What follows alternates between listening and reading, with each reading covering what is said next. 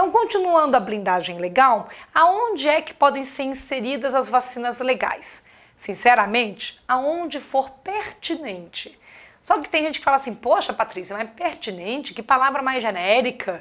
Pertinente? Como é que eu vou saber o que é pertinente? Bem, há alguns locais que tem que ter vacina legal. Eu listei eles aqui para você. Vamos olhar juntos. A tela de obtenção de dados de cadastro, a tela para apresentar a oferta, ainda mais se ela for uma oferta com desconto, a tela que detalha características do produto ou do serviço, ainda mais se exige requisito técnico, a de publicação de conteúdo, como nós vimos, a de login de site, a de confirmação da compra e a que encerra o pedido com a apresentação do comprovante.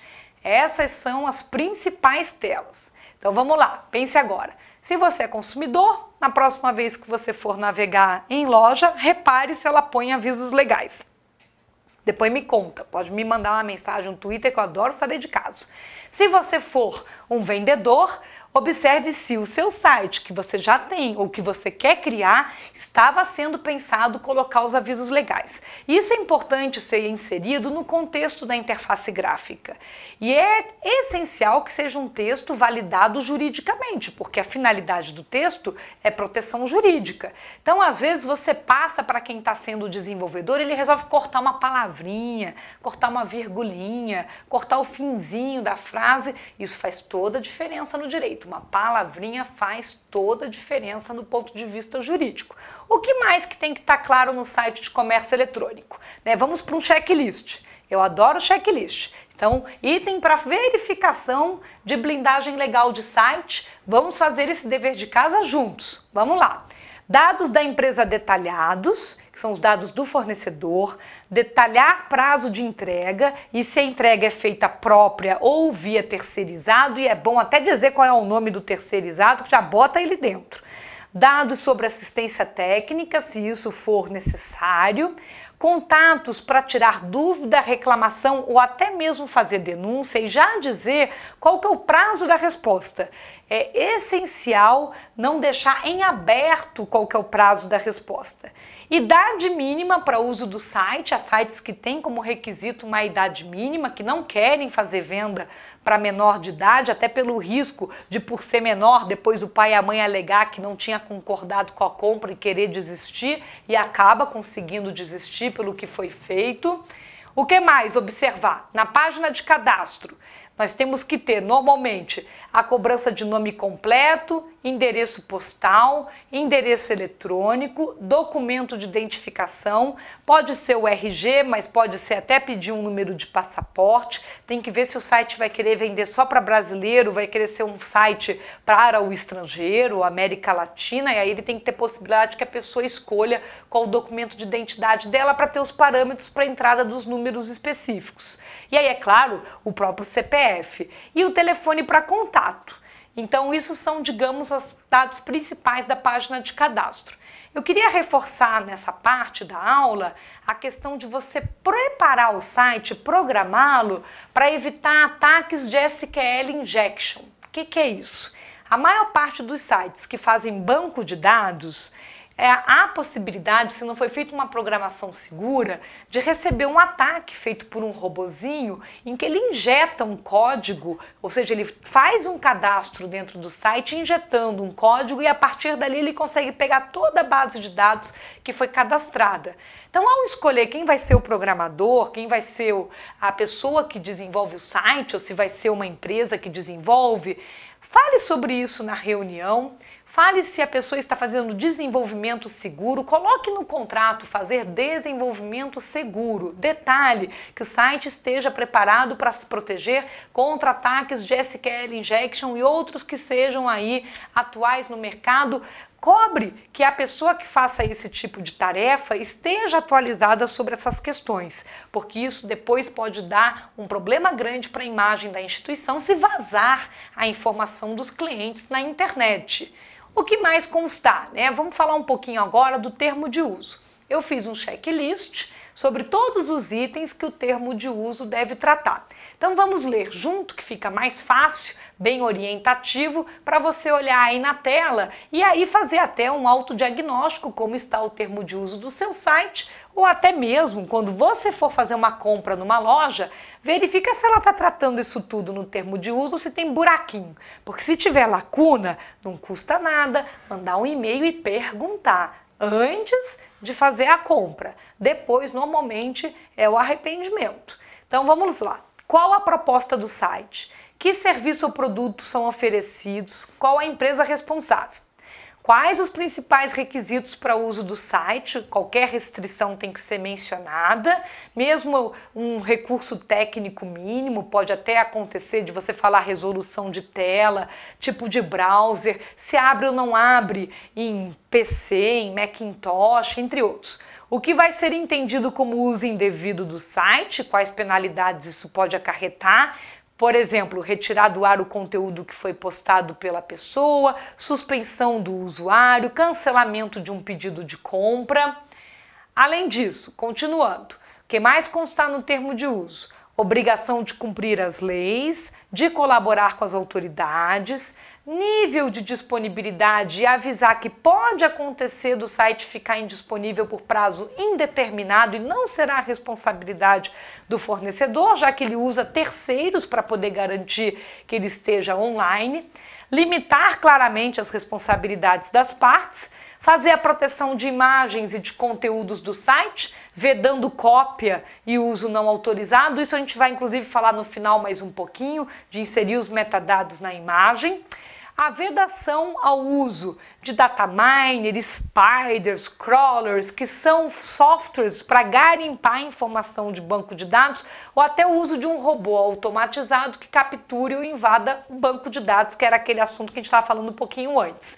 Os aspectos da segurança da informação, a questão da privacidade, para que você usa a informação, se você vai usar cookie, né, vai cucar a máquina do cliente, assim a próxima vez que ele visita o site você sabe que é ele, pode customizar, mas é importante ele saber que você usa cookie. Tem muitos consumidores hoje que ficam limpando o seu computador dos cookies porque isso ocupa um espaço danado na máquina. O aviso de que cabe ao usuário estar sempre ciente das condições previstas no termo de uso e o mesmo pode ser alterado e atualizado a qualquer tempo sem aviso prévio. Esse item é super importante, porque ele se cadastra uma vez no site, mas você pode depois alterar o termo de uso, então cabe sempre a ele saber qual que está vigente. Além disso, o acesso aos dados só são dados para pessoas autorizadas. A comunicação entre as partes ocorrerá através dos contatos fornecidos no cadastro, então cabe ao usuário mantê-los atualizados. Se depois ele mudou o e-mail, o endereço, o telefone, ele não pode reclamar, porque cabe a ele manter atualizado.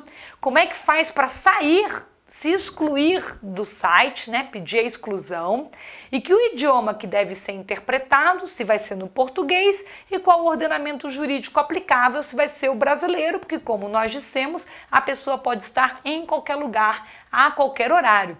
Há sites que colocam restrição de horário de atendimento, se precisa tirar uma dúvida, apesar do site ser 24/7, às vezes o canal de suporte, o saque, o atendimento a cliente, está no horário das 9 às 6, não necessariamente está funcionando no final de semana, então ele já deixa claro isso também no termo de uso. Então vamos sempre lembrar de inserir na parte das imagens que eu acabei de comentar do termo de uso, os metadados.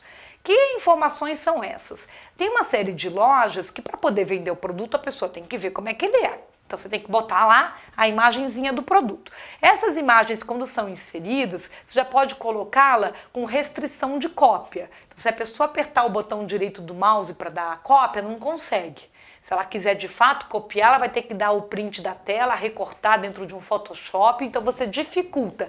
Por que é interessante dificultar a vida de quem quer fazer errado? Porque eu consigo provar a má fé. Eu consigo provar que se ele precisou tirar a tela inteira, recortar, ele tinha intenção de fazer o negócio errado, não foi sem querer que ele deu uma apertadinha e deu uma cópia no negócio. Fora isso, você deve inserir nos metadados informação sobre a propriedade da imagem, se ela é sua, quem é o fotógrafo que fez a foto ou o banco de imagens do qual ela tem origem, a data da foto e outras informações necessárias para proteção. Inclusive, essa parte da menção do fotógrafo é importante para evitar aquela história de dano moral que está previsto na Lei de Direitos Autorais, por você não ter dado a menção aí de autoria da foto quando necessário. Se você não sabe de quem é a foto, ou não for possível pôr, você não põe, mas faz sempre referência da fonte, da origem da foto. É própria, é de banco de imagem, tirou do Flickr, né, pegou no Google Imagens, da onde que vem aquela referência de foto, se possível bota até o endereço ali da onde ela foi capturada. Então vamos concluir a nossa aula de hoje. Eu agora vou passar na conclusão uma série de dicas finais para que se possa fazer um comércio eletrônico juridicamente correto e assim promover o crescimento dos negócios nessas novas mídias que não são só mais a internet e o computador, já temos aí o celular, já temos até a TV interativa, porque essas dicas também alcançam a TV interativa, com algumas nuances, porque quando você vai para o controle remoto não tem mais o mouse, quando você tem um cadastro de assinante, não necessariamente de usuário, tem que levar em consideração essas questões. Então, consumidor, qual que é o principal papel do consumidor? Cobrar que sejam cumpridos os direitos e cumprir com as obrigações previstas no Código de Defesa do Consumidor. A principal é estar informado, é ler a regra. Além disso, ser educado, ser ético, até mesmo no seu direito de reclamar, porque não tem um motivo que justifique o abuso de direito, né? O artigo 187 do Código Civil trata do abuso de direito. Além disso, existe uma questão a respeito de enriquecimento ilícito. Às vezes há um anúncio, uma oferta com valor impossível. Foi um erro, apareceu um produto a zero, a R$1, algo de mais de R$1.000. Então tem que ter muito cuidado, apesar de a loja ter a obrigação de cumprir com o preço anunciado, se for considerado um preço ínfimo, ridículo, né, impossível, não pode o consumidor querer pleitear um enriquecimento ilícito. Então o direito vai sempre equilibrar essas relações. Qual que é o papel da loja, da empresa? Preparar o ambiente para ele estar com toda a informação, estar blindado e, além disso, participar no processo de educação e conscientização do consumidor sobre direitos e obrigações previstas na lei brasileira. Por isso, lembrando, bota o linkzinho para o Código de Defesa do Consumidor no site. E qual que é o papel dos órgãos de proteção? Com toda certeza, são a peça-chave para a solução dos conflitos de forma rápida. Essencial que as soluções sejam rápidas, a sociedade digital precisa de celeridade e também podem contribuir no processo educacional dos dois lados, de educar tanto empresas quanto consumidores no cumprimento aí da própria lei. O que a gente pode dar de dicas finais para a gente poder dar uma passada geral, né? Vamos lá, vamos ler junto.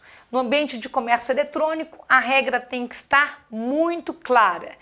Essencial estabelecer o perímetro de responsabilidade, até onde vai a porta da loja, né? Já que nós estamos no ambiente virtual, ele vai até dentro da casa do consumidor? Claro que não, vai até a página do site. Cada um tem sua obrigação de segurança do seu lado. É a informação certa no local certo. Ter política de segurança de informação, educar sobre proteção de identidade e senha, ter um canal de atendimento para dúvidas e até mesmo para denúncia, responder rapidamente, prontamente. Quem hoje em dia cria um social saque, coloca lá o canal de atendimento na rede social, tem que conseguir atender em menos de 24 horas. Mais de 24 horas já está demorando demais, ainda mais nesse tipo de mídia. Você, o que acha? Você espera quanto tempo para uma resposta de uma dúvida por e-mail para uma loja? 24 horas? Tudo bem, mandei hoje, me responde amanhã. Mas já perdeu a compra por impulso. Se você precisava comprar naquela hora, o fato de não ter um chatzinho, não te responder, já perdeu você para o concorrente. Você não acha? Eu acho. E aí, quanto tempo? esperar 2 dias, 3 dias, 5 dias para ser respondido, com toda certeza não é uma melhor prática para esse ambiente. Nós ainda não temos uma lei sobre o saque online, nós temos uma lei do saque geral, mas há aí a intenção de criar uma lei específica para esse ambiente. Com toda certeza o prazo deve ficar para respostas em até 24 horas, então já se prepare desde agora para isso. Havendo um incidente, quais são os passos que devem ser seguidos?